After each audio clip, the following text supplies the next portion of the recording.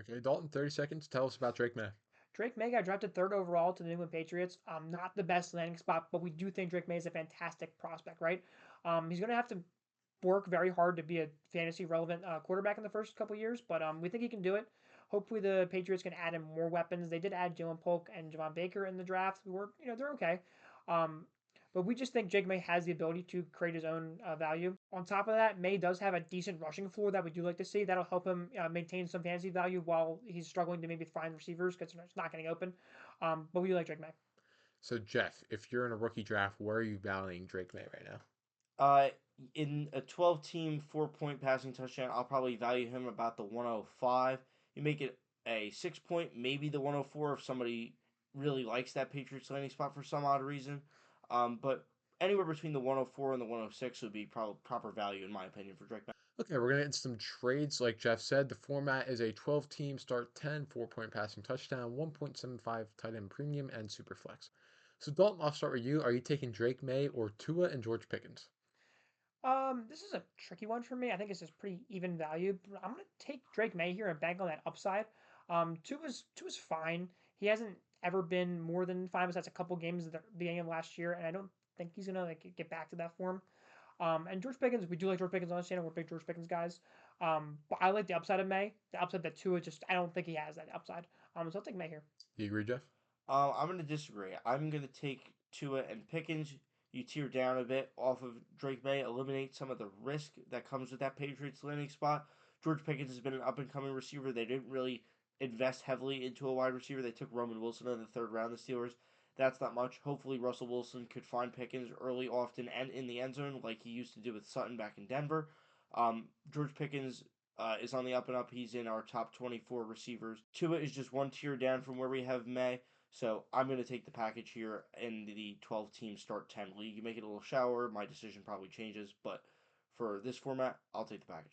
All right, so I'll go to you, Jeff, again. We're going to tier up this time. Are you going to take Drake May and Drake London or Joe Burrow? I'm going to take Joe Burrow here. I really like Drake London. But again, eliminating the risk with Drake May. Don't really know what you're getting. We think that he's going to be really good, but I'd rather solidify myself with Burrow. 12 team, we talk about QB scarcity a lot on this channel. QBs are very important. Joe Burrow, I know exactly what I'm getting. He's a top 6 quarterback asset in Dynasty in this format, so I will take Joe Burrow and play it safer. Do you agree, Dalton? I'm gonna disagree again here. That's okay. Everyone values players differently, right? But I think London is just a really good wide receiver. Um, someone that is not just a throw in this deal. He's a really valuable receiver. May is not quite Joe Burrow. He could be. We don't know yet. I just think in terms of pure value, I think the May and London side just getting a little more than the Joe Burrow side. You make this a 6 point where Joe Burrow has a lot more value. He could have a 50 touchdown season. I wouldn't be too surprised, Joe Burrow.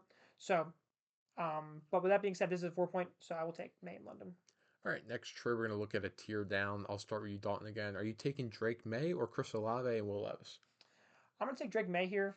Um, Chris Olave is a great wide receiver, and in trades like this, I do like to get a quarterback back. I'm giving quarterback away, even no matter how bad they are.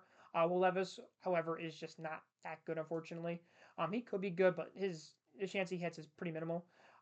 Whereas May has that really good upside, and Chris Olave is a great wide receiver, but he's not going to produce that many points right now just because he doesn't have that great of such of a situation. So I'll take May. Jeff, do you agree? I'm also going to take Drake May here. Chris Olave, I really like. However, it's the other side of that trade. I do not like Will Levis. I do not think he's good. He fell into the second round of his draft for a reason. He is not good.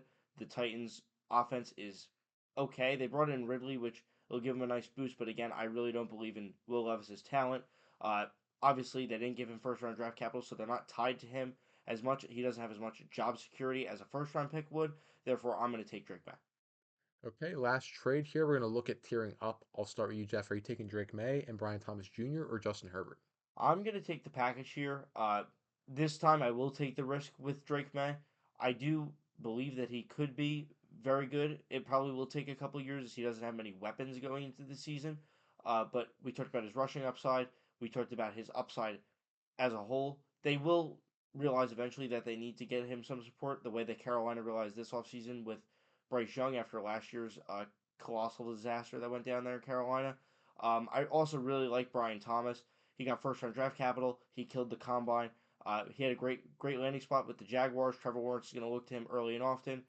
Christian Kirk and Evan Ingram are solid pieces, but nothing too crazy. Brian Thomas could easily be the number one target getter there as this season progresses. Even as a rookie, I really like his ability to get into the end zone. Um, this way, I'm going to take the package.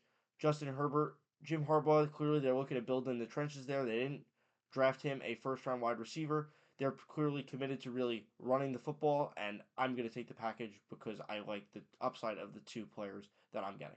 Do you agree, Dalton? I'm going to disagree again. And once again, that's okay. Um, I like Justin Herbert. We know he's a very, very good NFL quarterback, right? We know that. May and Brian Thomas are both rookies, and I think that is part of the reason why I'm leaning towards the Herbert side of this. Rookies have more risk than your veterans, right? So I just like this the guarantee in Herbert versus the May and Brian Thomas. I think the value is about even here, but just with the uncertainty of the rookies versus the certainty of Herbert, I think Herbert's value is suppressed right now. He was the quarterback like two, not even like a year and a half ago or something like that. So I'll take Herbert here.